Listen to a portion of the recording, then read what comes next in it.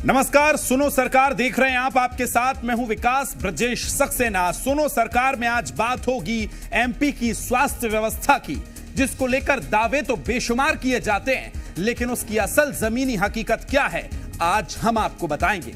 साथ ही आपको यह भी बताएंगे कि लोगों को कितनी सरकारी सुविधाएं मिल रही हैं। बताएंगे आपको यह भी कि किस तरह प्रशासन की ओर से लापरवाही बरती जा रही है और किस तरह से सरकारी तंत्र के कारण नवजातों की मौत हो रही है।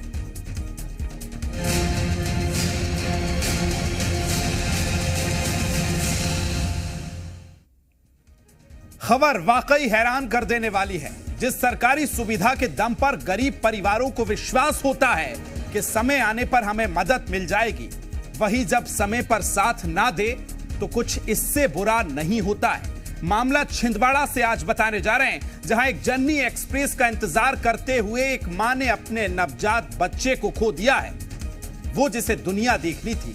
लेकिन साहब, प्रशासन की एक लापरवाही के चलते उसने दुनिया को अलविदा कह दिया। लेकिन अब सवाल तो यह है कि इसका जिम्मेदार आखिर कौन है? स्वास्थ्य विभाग, सिस्टम, या फिर मौत के वो सौदागर जिनकी लापरवाही के चलते एक नवजात ने इस दुनिया को अलविदा कह दिया।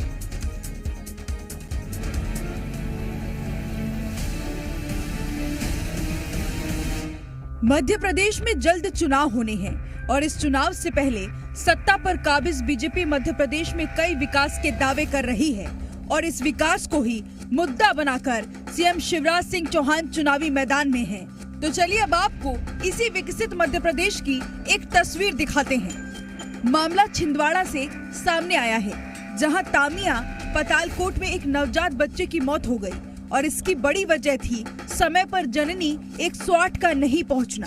दरअसल गांव की एक महिला को जब प्रसव पीड़ा हुई तो परिजनों ने जननी एक्सप्रेस को फोन कर बुलाया। लोगों को उम्मीद थी कि समय पर एम्बुलेंस आ जाएगी, लेकिन एम्बुलेंस नहीं आई। नतीजा, इंतजार करते करते महिला की डिलीवरी घर पर ही हो गई और कुछ देर बाद बच्चे की मौत हो गई।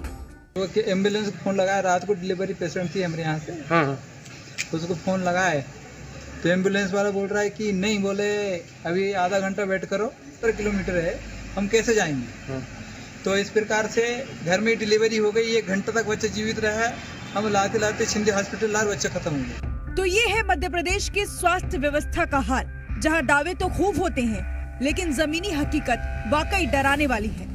मध्य प्रदेश के स्वास्थ्य मंत्री प्रभुराम चौधरी हैं और ऐसा लगता है कि एमपी की स्वास्थ्य व्यवस्था राम भरोसे है। छिंदवाड़ा में जननी एक्सप्रेस की लापरवाही से एक नवजात शिशु की मौत हो गई।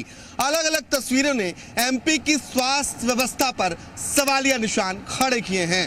आखिर मध्य प्रदेश की स्वास्थ्य व्यवस्था कब दुरुस्त होगी, ये सबसे बड़ा सवाल है।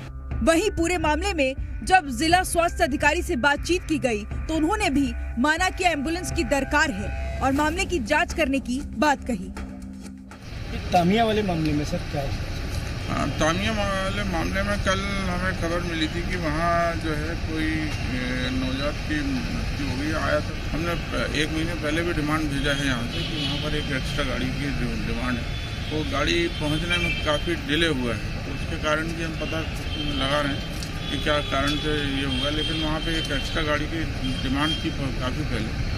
मध्य प्रदेश की स्वास्थ्य व्यवस्थाओं की ऐसी तस्वीरें कई बार सामने आ चुकी हैं। ऐसे में सवाल है कि लोगों की सुविधा के लिए शुरू की गई जननी एक्सप्रेस का आखिर क्यों लाभ नहीं मिल पा रहा? आखिर क्यों एमपी का स्वास्थ्य सिस्टम बीमार होता जा रहा है? ब्यूरो रिपोर्ट, जी मीडिया। तो चलिए अब आपको बताते हैं जननी एक्सप्रेस को लेकर एमपी सरकार क्या कुछ दावे करती है, जो फिलहाल तो जमीनी स्तर पर नजर नहीं आ रहे हैं। दावा किया जाता है कि जननी एक्सप्रेस के जो कॉल सेंटर हैं वो 24 घंटे और 7 दिन खुले रहते हैं, लेकिन फिलहाल तो फोन नहीं उठाया जाता। दावा यह भी किया जाता है कि हर एक कॉल सेंटर जिला अस्पताल परिसर में स्थापित होगा, फिर समय पर मदद क्यों नहीं पहुंचती है। इसके साथ ही दावा यह भी किया जाता है कि प्रति 8 घंटे की पाली में कम से कम 3 समर्पित ऑपरेटर यहां मौजूद होंगे, लेकिन बहुत बार इसमें मरीजों को भी बैठने की जगह नहीं मिलती। तो ऐसे में 3 ऑपरेटर कैसे हो सकते हैं? वही सिस्टम का दावा है कि अतिरिक्त 4 ऑपरेटर भी वाहनों के साथ रखे जा सकते हैं, लेकिन जमीनी स्तर पर ऐसा कुछ नजर नहीं आता। इसके साथ ही गर्भवती महिलाओं के लिए परिवहन का लाभ प्रदान करना उद्देश्य इसका है। लेकिन आए दिन खबरें सामने आती हैं कि सड़कों पर डिलीवरी हो गई है। दावा यह भी किया जाता है कि इसके जरिए चिकित्सा उपचार करने के लिए बीमार पशु जो शिशु हैं उनको परिवहन की सुविधा दी जाएगी। क्या वाकई ऐसा है? इसके साथ ही कहा जाता है कि इसके जरिए बीमार बच्चों को इलाज के लिए उच्चतर केंद्रों में भेजा जाता है, लेकिन इसकी स्थिति सबके सामने है। तो जननी 108 को लेकर दावे तो खूब किए जाते हैं, लेकिन फिलहाल वो दावे खोखले नजर आ रहे हैं। ऐसे में कई तरह के सवाल खड़े हो रहे हैं। सवाल क्या है वो भी आपको बताते हैं। सबसे पहला सवाल कि हेल्थ सिस्टम आखिर क्यों अपना काम, अपने कर्तव्य भूल गया है। दूसरा बड़ा सवाल यह है कि लोगों के लिए शुरू सुविधाएं महज दिखावा क्यों है। तीसरा बड़ा सवाल, एमपी में जननी 108 से नहीं मदद मिल रही है। चौथा सवाल कि दम तोड़ती सांसें और गहरी नींद में जिम्मेदार क्यों हैं। पांचवा और सबसे महत्वपूर्ण सवाल कि शिवराज सरकार में विकास का यह कैसा हाल है। यह सबसे बड़ी समस्या है, क्योंकि आज जो मुद्दा हमने बताया वो ये किस तरह से दिखाता है कि लापरवाही ही लापरवाही है। खबर को विस्तार देंगे जी मीडिया संवाददाता आकाश द्विवेदी मेरे साथ भोपाल से जुड़ गए। आकाश, जिसे दुनिया देखनी थी, जिसे आकाश भर आशाओं के बीच में नए सपने बुनना थे, उस नवजात को इन लापरवाहियों ने खा लिया है जो उसने दम तोड़ दिया। बेहद दुखद है विकास। ये मध्य प्रदेश के मुख्यमंत्री हैं शिवराज सिंह चौहान, स्वास्थ्य मंत्री हैं प्रभुराम चौधरी।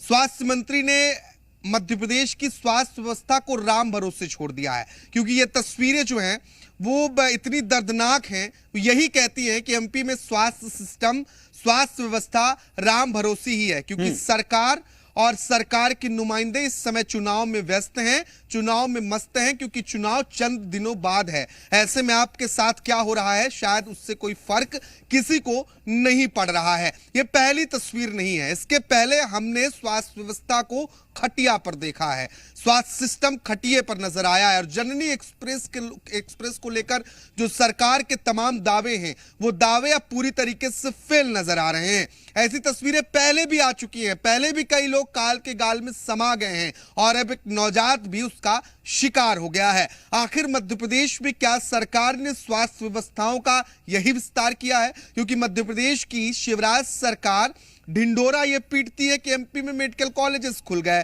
एमपी में स्वास्थ्य व्यवस्थाओं का विस्तार हुआ है, बेड बढ़ गए, अस्पताल बढ़ गए, उनमें तमाम व्यवस्थाएं हो गई। लेकिन उन व्यवस्थाओं की बानगी इन तस्वीरों से देखकर समझी जा सकती है कि आखिर दावे क्या हैं और हकीकत क्या है। जी मीडिया की इस रिपोर्ट को मध्य प्रदेश सरकार को एक बार आंख खोलकर देख लेनी चाहिए कि आपके दावे और जमीनी हकीकत में कितना फर्क है और मध्य प्रदेश में आखिर क्या हो रहा है। क्या इसी तरीके से स्वास्थ्य व्यवस्था को मजबूत करना चाहती थी सरकार? क्या सरकार ने इसी स्वास्थ्य सिस्टम को मध्य प्रदेश में डेवलप किया है जो मध्य प्रदेश की जनता को जरूरत थी? कभी देखते हैं कि अस्पताल के सामने डिलीवरी हो जा रही है, कभी एम्बुलेंस नहीं मिल रही है, तो कभी खटिए पर मरीज को लेकर जाया जा रहा है। और अब तो हद हो गई, जिस जननी एक्सप्रेस का सरकार दम भरती है, डिंडोरा पीटती है, अब वही जननी एक्सप्रेस समय पर नहीं पहुंच रही है। इसके करीब 1-1.5 साल पहले अगर हम पीछे जाएं तो जननी एक्सप्रेस के संचालकों ने मध्य प्रदेश में पहिया बंद कर दिया था और इस एम्बुलेंस को चलाने से मना कर दिया था। कारण क्या था? सरकार पेमेंट नहीं कर रही थी। सरकार महज दावे ही करती है और उन दावों की हकीकत ये तस्वीरें बयां करती है कि मध्य प्रदेश में आखिर स्वास्थ्य व्यवस्था कहां आ खड़ी है। लंबे वक्त से एमपी में बीजेपी की सरकार है और मुख्यमंत्री लगातार शिवराज सिंह चौहान है। ऐसे में सवाल तो बनता है मुख्यमंत्री से, विकास क्या मुख्यमंत्री ने मध्य प्रदेश का यही विकास किया है? क्या यही स्वास्थ्य व्यवस्था है जो मध्य प्रदेश की जनता को मुहैया कराई गई है मध्य प्रदेश की सरकार की ओर से? आने वाले कुछ दिनों बाद मध्य प्रदेश में मतदान है और यह समय बहुत महत्वपूर्ण है दोनों ही राजनीतिक पार्टियों के लिए, इस देश की, इस मध्य प्रदेश की जनता के लिए कि वो अपनी सरकार किसे बनाएंगे। और ऐसे में जब ये तस्वीरें सामने आती हैं तो निश्चित तौर पर सरकार की कार्यप्रणाली पर सवालिया निशान खड़े होते हैं और होते भी रहेंगे, क्योंकि ये पहली तस्वीर नहीं है, ऐसी एक लंबी फहरिस्त है। आकाश, लेकिन ये भी जरा समझाइए, ये जो आज छिंदवाड़ा के तामिया का पूरा मामला बता रहे हैं, सरकारें और स्वास्थ्य विभाग दावा करता है कि जब जननी 108 पर आप कॉल करेंगे तो 24/7 ये उपलब्ध है, लेकिन बताया जा रहा है यहां ना फोन उठाया जाता है, और एक आध बार गलती से अगर फोन भी उठा लिया जाए तो गाड़ी नहीं पहुंच रही है। इस मामले को जरा विस्तार से बताइए, उस परिवार के दुख को क्या हुआ है? देखिए, जो रैपिड रिस्पांस का दावा है वो पूरी तरीके से फेल है। कोई रिस्पांस नहीं है। अगर आम जनता का फोन जननी एक्सप्रेस पर कॉल करने पे 108 या डायल 100 पर कॉल करने पर उठाया नहीं जा रहा है तो इससे ज्यादा दुखदाई कुछ और नहीं हो सकता है, क्योंकि ये एक आखिरी सहारा बचता है। जब कोई ऑप्शन नहीं दिखाई देता तब जाकर कोई पीड़ित 108 पर कॉल करता है कि उसे तत्काल एम्बुलेंस या फिर जननी एक्सप्रेस जैसी जो सुविधाएं हैं वो मुहैया हो पाएंगी। लेकिन ये ना तो कभी फोन उठता है और गलती से उठ गया, जिस तरीके की रिपोर्ट में जिक्र है, ग्राउंड रिपोर्ट है पूरी इसकी, और अगर गलती से फोन उठ भी गया तो इतनी देर बाद यहां पर गाड़ियां पहुंचती हैं कि तब तक अनहोनी हो चुकी होती है। कई बार गाड़ियां पहुंचती ही नहीं हैं, और ऐसे में इन व्यवस्थाओं को दुरुस्त करने की जरूरत है। देखिए, जो तामिया की घटना है, उस घटना में जो डिलीवरी होनी थी उसके लिए कई बार कॉल किया गया, लेकिन न तो पहले कॉल उठा, और जब संभवतः कॉल उठा भी तो उसके बाद एम्बुलेंस यानी कि जननी एक्सप्रेस जो 108 है वो मौके पर पहुंचती ही नहीं है, और इस वजह से एक नवजात शिशु दम तोड़ देता है। और यह घटना बताती है कि किस तरीके से मध्य प्रदेश में स्वास्थ्य व्यवस्था बिगड़ी हुई है, और सरकार ने जिन कंपनियों को ठेका दिया है वो कंपनियां कैसे मनमानी कर रही हैं, और आम जनता को इस वजह से परेशान होना पड़ रहा है। आकाश, लेकिन उस नवजात की, उस बच्चे की जिसे इस दुनिया में आना था, क्या कुछ नहीं करना था, उसकी मौत का जिम्मेदार कौन बनेगा? कौन उसकी जिम्मेदारी लेगा कि आपका एक फोन अगर उठा लिया जाता, उस गाड़ी को समय से पहुंचा दिया जाता, उस महिला तक अगर वो सही समय से गाड़ी पहुंच जाती तो उस बच्चे की, उस नवजात की जान बच जाती? ये जिम्मेदारी कौन लेगा? बिल्कुल, शायद अगर सभी चीजें समय पर हुई होती तो बच्चे की जान बच सकती थी, और यही शायद सवालिया निशान खड़े कर रहा है कि क्या मध्य प्रदेश सरकार का बनाया हुआ ये सिस्टम इसकी जिम्मेदारी लेगा? क्या जिस कंपनी को सरकार ने इसकी जिम्मेदारी दी कि समय पर आम जनता तक जननी एक्सप्रेस की सुविधा पहुंचे, क्या वो इसकी जिम्मेदारी लेगा? या फिर मध्य प्रदेश के स्वास्थ्य मंत्री प्रभुराम चौधरी जो अभी विधानसभा का चुनाव लड़ रहे हैं, अपनी चुनावी तैयारियों में व्यस्त हैं, क्या वो इसकी जिम्मेदारी लेंगे कि इस व्यवस्था को दुरुस्त नहीं किया गया है? यह सवाल ही है, और यह क्वेश्चन मार्क ही रहेगा, क्योंकि जिम्मेदारी लेने वाला कोई नहीं है। ऐसी घटनाओं पर आप जब सवाल पूछते हैं तो चुप्पी सध जाती है। बीजेपी के जो सत्ताधारी पार्टी है उसके नेता प्रवक्ता भले ही लाख सरकार की बखान कर लें, आज जब हमने ये सवाल पूछा तो अब भी सरकार की योजनाओं का बखान किया, लेकिन एक शब्द जो है वो छूट ही गया।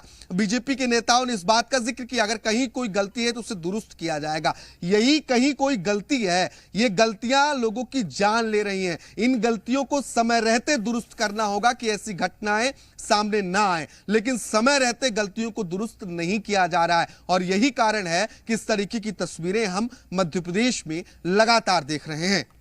बिल्कुल आकाश, सही सवाल है, और सवाल इसलिए भी है क्योंकि जिस तरह से वो परिवार का दुख है, परिवार किस तरह से रो रो कर ये बात कह रहा है कि अगर ये जरा सी लापरवाही नहीं होती तो उस बच्चे, उस नवजात की जान बच जाती। फिलहाल आकाश, आपका बहुत शुक्रिया तमाम जानकारी साझा करने के लिए। तो आज हमने सुनो सरकार में आपको वो दर्द बताया किस तरह से ये नवजात की मौत हुई है। बताया जाता है कि कॉल सेंटर जो 108 के लिए निकाला गया, उस पर कॉल किया जाता है, फोन नहीं उठाया जाता और उसके बाद ये घटना घटती है। इस पर सवाल तो सिस्टम से भी है, और स्वास्थ्य मंत्री जी को भी सोचना चाहिए। शायद अभी चुनाव में बिजी होंगे, लेकिन उन तक खबर पहुंचे तो उनको भी सोचना चाहिए कि एक लापरवाही के चलते एक नवजात की जान चली गई है।